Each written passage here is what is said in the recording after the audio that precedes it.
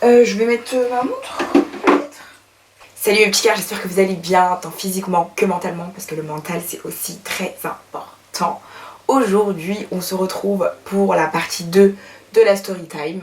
Donc, si tu n'as pas encore vu la première partie et que tu tombes sur cette vidéo, je t'invite à sortir, à regarder la vidéo juste avant et ensuite de revenir. C'est mieux, comme ça tu comprendras mieux. En tout cas, j'espère que le confinement se passe bien. Ici, tout va bien. J'espère que vous trouvez quand même de quoi vous occuper. Et surtout que vous vous ennuyez pas trop. Et puis, sinon, c'est un mal pour un bien. Donc, je pense que ça va finir par aller. Et qu'on va finir par sortir. Sinon, ça va être tendu. Alors, juste avant de commencer cette vidéo, il y a une remarque qu'on m'a faite ce matin. Parce qu'aujourd'hui on est samedi matin et je vais devoir m'expliquer un petit peu, surtout pour aussi les personnes qui viennent juste de cliquer sur ma vidéo, qui me connaissent à peine. Donc je m'appelle Mariam. Et en fait, comme tu peux voir sur ma chaîne, on ne voit pas apparaître mon nombre d'abonnés. Pour vous raconter un petit peu comment ça s'est fait, l'histoire c'est que quand j'ai commencé YouTube, mes proches m'ont dit non mais enlève tes abonnés, etc. Ce sera mieux pour toi. Voilà, ce sera mieux pour toi quand tu vas avancer, etc. etc. Et au fur et à mesure, j'ai trouvé que oui, en fait c'était mieux que je garde mes abonnés cachés. Parce que réellement moi ce que je veux c'est que les gens, c'est que mes abonnés s'abonnent par rapport à moi, à ma personnalité et mon travail entre guillemets, plutôt que par rapport à mon nombre d'abonnés. Parce que l'idée c'est plus de fidéliser les personnes qui s'abonnent à toi, faire en sorte que tout le monde regarde tes vidéos et pas juste d'avoir un chiffre pour avoir un chiffre. Genre moi vraiment ça ne m'intéresse pas. Je préfère avoir 20 abonnés et tous les 20 abonnés regardent mes vidéos tout le temps, j'ai tout le temps 20 vues, que d'avoir des 1000 et des 100 abonnés et qu'il y ait juste 15 ou 20 personnes qui regardent mes vidéos, tu vois. Et au final c'est l'une des raisons pour lesquelles aussi j'ai décidé de garder masqué mon chiffre d'abonnés et je pense que ça changera pas. Et en fait j'ai eu un petit litige, si on peut appeler ça comme ça, avec une ex-abonnée, voilà, dans ma vidéo justement précédente sur la première partie de la story time, qui disait ouais je te conseille d'afficher ton nombre d'abonnés pour donner un peu plus de transparence à tes abonnés, comme ça ils vont voir ton ascension, parce que machin, partage-toi avec tes abonnés, c'est un conseil. Mais attends, ma cocotte, moi je viens pas dans ta chambre pour te donner des conseils sur comment tu dois arranger tes trucs. Personnellement, je lui ai répondu de façon très froide pour remettre les choses dans leur contexte. Là je vais vous afficher une capture d'écran, je vais vous afficher tout de suite.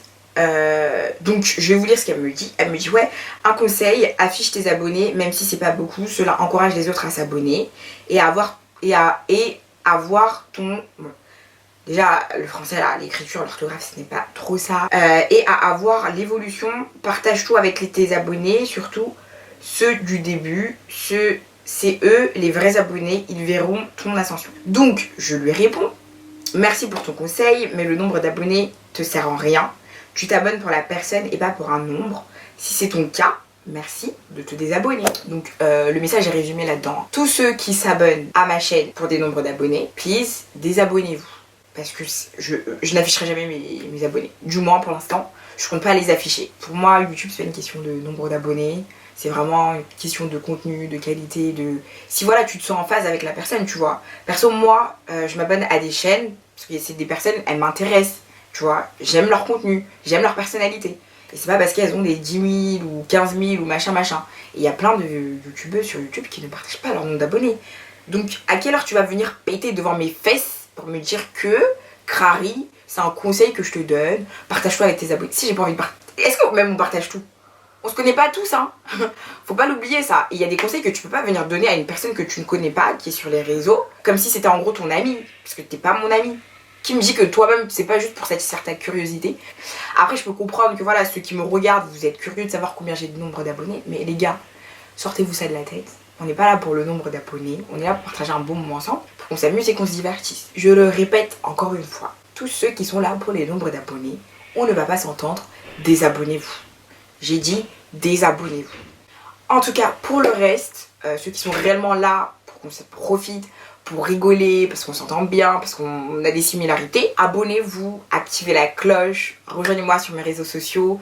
Bref, on est toujours là, on est toujours présent pour les vrais. Tout cela, faut partir. Vraiment, faut partir. Maintenant chose dite, allons dans le vif du sujet qui est la deuxième partie de la story time. Alors, oui, du coup c'est bon, je me souviens où je m'étais arrêtée. Donc en fait, l'idée de la partie 1 de la story time, c'était vraiment de vous dresser le portrait de la directrice, de comment est-ce qu'elle était, etc. pour que vous sachiez vraiment déjà d'où on part quoi. Ensuite, donc là on arrive à la partie 2 et en fait le truc c'est que donc dans la première partie je travaillais dans un autre magasin, dans la deuxième partie c'est encore dans un autre magasin. Sauf qu'en gros je vous raconte comment ça s'est fait. Donc dans la deuxième partie en fait c'est l'époque où j'étais en alternance, dans l'alternance de mes cauchemars. Alors j'ai fait une story time dessus donc si tu l'as pas vu, je te mets le lien, enfin je vais essayer de te mettre le lien parce que souvent j'oublie. Soit je te mets le lien, soit tu peux descendre dans ma page et tu verras qui parle de l'alternance. Et en gros voilà j'étais à ce moment là en fait de mon alternance et en fait j'étais en train de quitter mon alternance et du coup le truc c'est que on s'était arrêté un peu avant l'été avec cette alternance là et du coup j'avais encore un mois, enfin il y avait un mois que je devais combler, que je devais travailler pour avoir des sous genre argent de poche pour mes vacances tu vois. Comme par hasard, hein. Mais quand je vous dis comme par hasard, à ce moment même, j'avais pas encore fini l'alternance mais je reçois un coup de fil donc pendant que j'étais en train de travailler où je l'avais appelé comment Inès ou la directrice, comment je l'avais appelée Syrah. Je l'avais appelée Syrah. Et du coup je reçois un appel donc pendant mon alternance et c'est Syrah qui m'appelle. Elle me dit ouais Mariam comment ça va machin machin. Je lui dis que bon ça va. Elle me dit ouais je suis en train de rechercher quelqu'un pour travailler. Je me souviens que voilà t'es quelqu'un de très chaleureuse. Le service client, les gens voilà voilà, tu sais faire, tu sais gérer, tu mets les gens à l'aise, etc. J'aimerais bien t'avoir dans mon équipe. En fait, là, je reprends un petit magasin sur Paris, patati patata. Je suis en train de reconstituer mon équipe, patati patata. Est-ce que ça te dirait déjà de commencer à travailler là cet été et voir comment ça se passe, tu vois? Et moi direct je lui dis ouais y a pas de souci, c'est quoi le corps de l'activité? C'est du prêt-à-porter, tu vas kiffer, toi tu kiffes les vêtements, machin, le conseil etc. Je te vois bien dedans, bref elle me chèbe. Et dans tous les cas j'étais dans le besoin de travailler. Donc au final ça m'arrangeait plus qu'autre chose. Ça aurait été même, je sais pas moi, chaussettes qu'il fallait vendre, je serais partie vendre. J'étais juste contente, je lui ai dit bah écoute ça tombe bien parce que vas-y moi aussi je recherche. Sauf que le truc c'est que moi je pourrais travailler que un mois. Après il faudra que je parte en vacances. Est-ce que c'est bon avec toi? Elle me dit ouais y a pas de souci. Deal, c'est bon on y va. Donc voilà, du coup je vais machin. J'arrive dans le magasin, très petit magasin, prêt à porter. En gros t'avais deux thèmes. T'avais le devant du magasin c'était du prêt à porter, l'arrière c'était d'autres choses. Je vais pas rentrer dans les détails sinon vous allez les trouver. Voilà. Mais c'était d'autres choses, toujours dans le prêt à porter bien sûr. Hein. Donc on va et tout. Donc quand j'arrive, il y a deux personnes. Donc en fait t'avais une ancienne équipe qui était déjà là, avant que Syrah arrive reprendre le magasin en tant que responsable. Et en fait ces deux filles là, donc c'était des vendeuses qui étaient là depuis X temps, genre des 15-20 ans, genre depuis. Et le magasin en fait il n'était pas très bien suivi ou très bien géré. Ce qui fait que c'est pour ça qu'ils avaient fait appel du coup à une nouvelle pour reprendre un petit peu les mains et faire en sorte que le chiffre s'améliore. Et en fait Syrah, j'ai failli dire son nom, Syrah quand elle est arrivée, elle s'entendait pas avec ces filles là. Quand t'es vendeur et que t'as un nouveau responsable, t'as toujours des a priori en fait. Tu te dis ouais, est-ce que ce nouveau il va être aussi bien que l'ancien, ou comment est-ce qu'il va nous traiter, ou comment est-ce que ça va se passer, tu vois. Ce qui fait que ces filles là, elles étaient un peu réfractaires et tout, quoi. C'était une question de temps je pense, voilà. Donc moi quand j'arrive et tout, bam, j'arrive dans le magasin, voilà, elle et moi on s'entendait quand même de avant, moi j'avais zéro problème avec elle, je faisais mon taf, et puis du coup on s'entendait plutôt bien, tu vois. On s'entendait plutôt bien, et du coup je commence à reprendre le taf et tout. Je commence à prendre mes marques, tout ça. Au fur et à mesure et tout, elle m'explique que voilà, elle aime pas les deux filles qui sont là. Elle aime pas toutes les anciennes vendeuses, que elle, son but sur le long terme, c'est de tous les virer et de faire sa propre équipe. Parce qu'elles sont comme ça, machin, bref. Elle les critique. Et du coup, vu qu'elle dit tellement beaucoup de choses sur eux, bah ça a faussé, franchement, je vais pas vous mentir, ça a faussé ma vision de voir ces filles-là. Je me suis dit, oula, peut-être elles sont pas bien et tout. Enfin, je pense que mon erreur, c'est que quand j'ai commencé, j'ai directement eu des a priori sur elles parce qu'en fait, on m'a un peu, comment dirais-je, étouffée avec plein de mauvais trucs. Parce qu'à chaque fois, elle me disait, ouais, ils sont comme ça. Du coup, moi, je me suis dit, ah, il faut que je me méfie et tout, ils sont sûrement comme ça, là.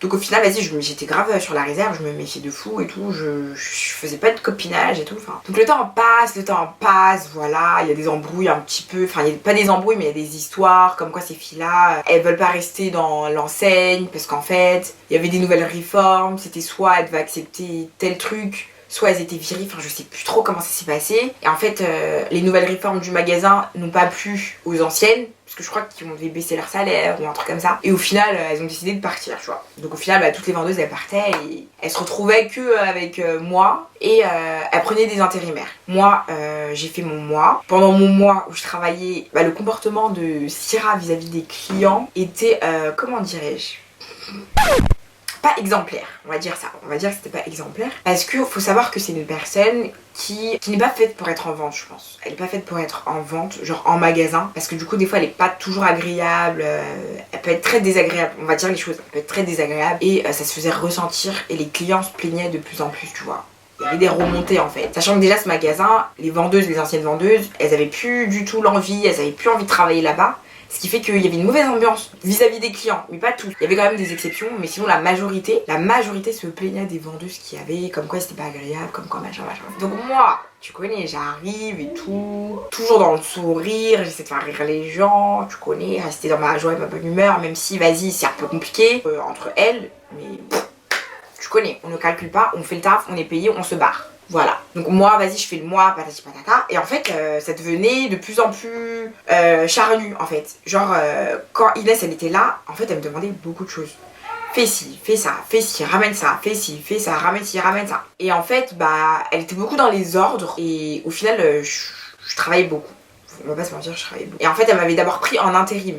Donc elle m'avait pas fait un contrat CDD ou un contrat CDI, elle m'avait pris en contrat intérim. Ce qui m'arrangeait plus ou moins parce qu'au final tu sais tu gagnes un peu plus et tout quand t'es en intérim. Voilà bref mon intérim, le mois il se passe bien, je crois que j'ai fait un mois et quelques, un truc comme ça. Je pars en vacances, je reviens de vacances, je reviens et tout, elle me recontacte, elle me dit ouais c'est comment et tout, tu veux revenir machin. J'ai encore besoin d'effectifs parce que j'ai pas encore reconstitué mon équipe, y a pas encore tout le monde tu vois. Du coup je lui dis bah vas-y ok, sauf que là moi je vais rentrer à l'école, du coup je vais être en alternance. Je vais avoir des disponibilités que le week-end. Si c'est possible de faire tout mon contrat dans le week-end, je suis ta femme. Je viens, on taffe, y a pas de souci. Elle me dit ouais vas-y ça marche, on va essayer de s'arranger. Donc voilà, sur le coup on part comme ça. Donc je reviens et tout. Et là du coup il y a une nouvelle équipe, enfin il y a des nouveaux que j'avais pas rencontrés tu vois. Attends, on devait être quoi? On était 3 ou 4 à chaque fois. Ouais je vais skipper des parties parce qu'il y a des trucs c'est pas intéressant.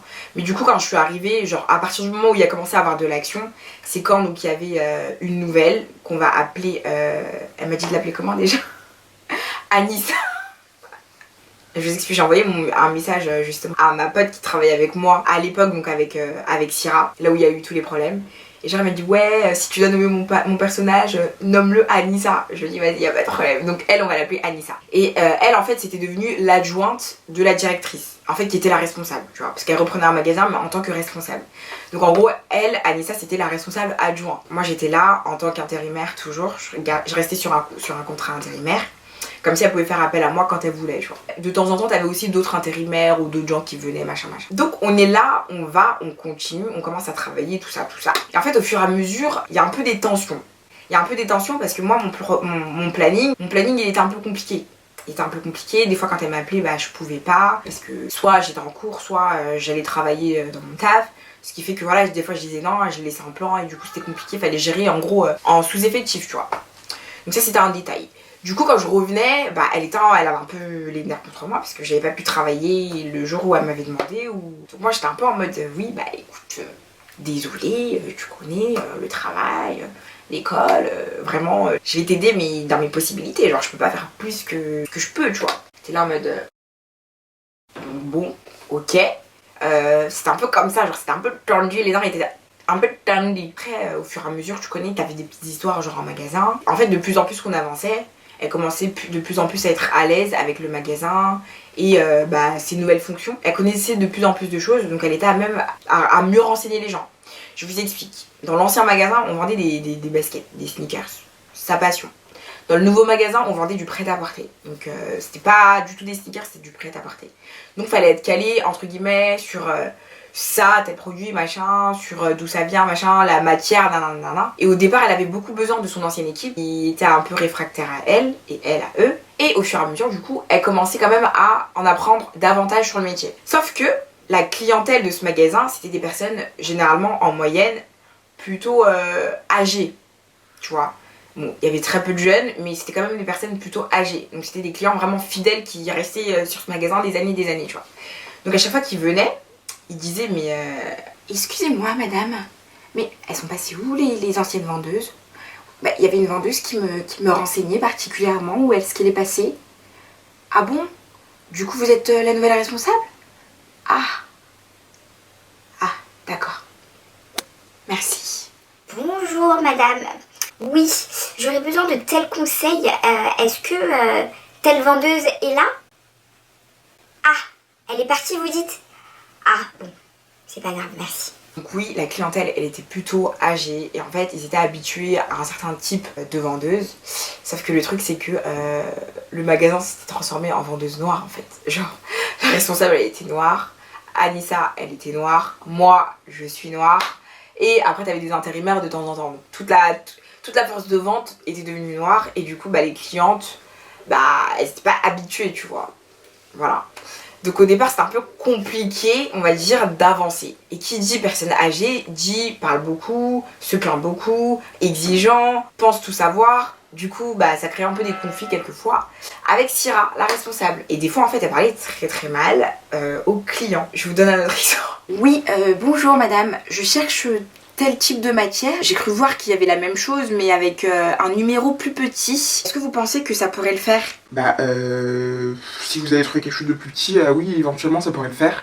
Après, il suffit juste de doubler, peut-être, de doubler la matière et vous réussirez peut-être à avoir votre projet. Ah bon, vous êtes sûr? Parce que en fait, moi dans le catalogue, on me disait qu'il fallait absolument ce numéro-là, quoi. Sinon, c'était pas possible. Je pense pas que ce soit possible, hein. Je vous le dis honnêtement, je pense pas. Bah, puisque je vous dis que si, vous pouvez le faire avec ce truc-là. Après, c'est comme vous voulez, hein. Si vous voulez pas, vous voulez pas. Hein. Vous voulez que je vous dise quoi?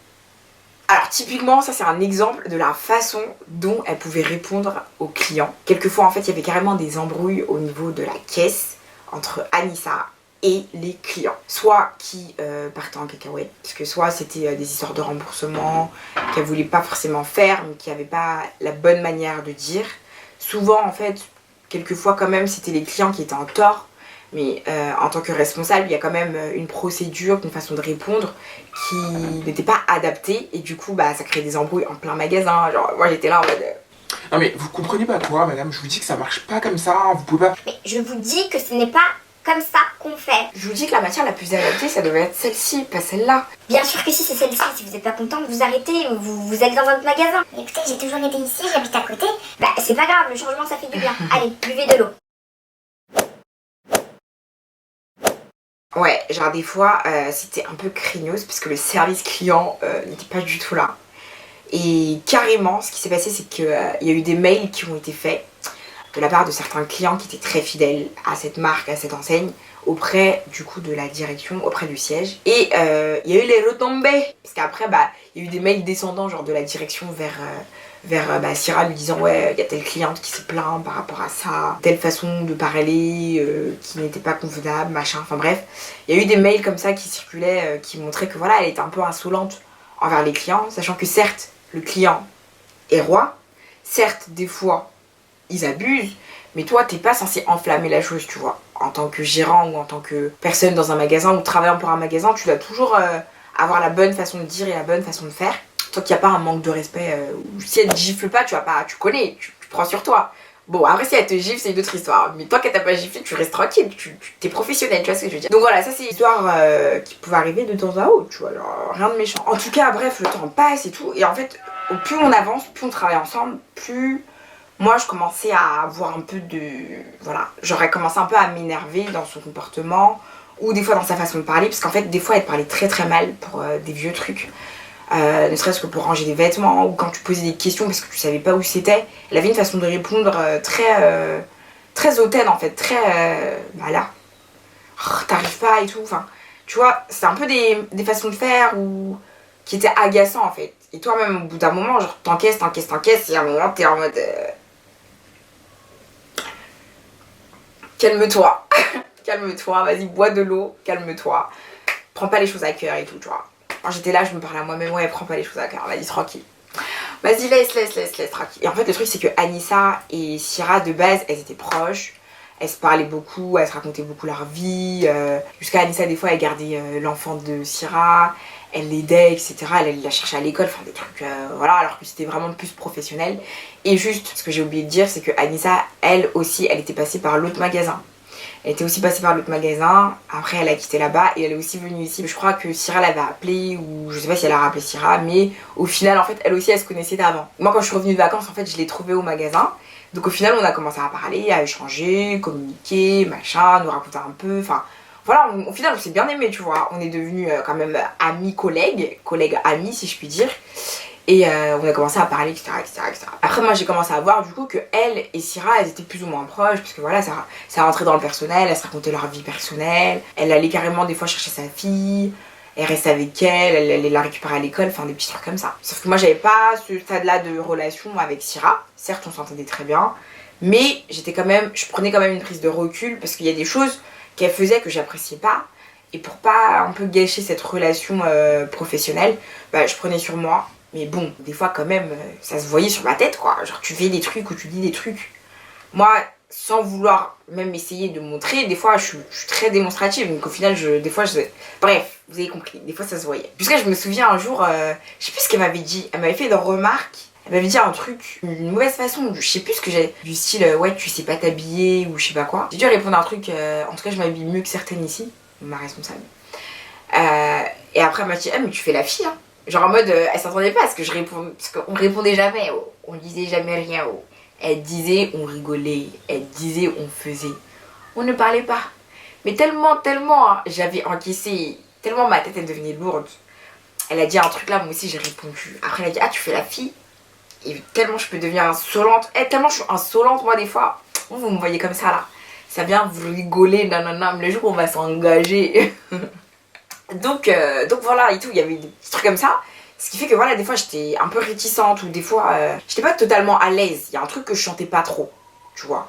Et il faut toujours se fier à son instinct. Donc vas-y, on avance et tout au fur et à mesure. Anissa et moi, on devient quand même de plus en plus proches, on se parle de plus en plus, on rigole beaucoup et tout. Qu'est-ce qui s'est passé un jour et tout, je suis là, je range le magasin.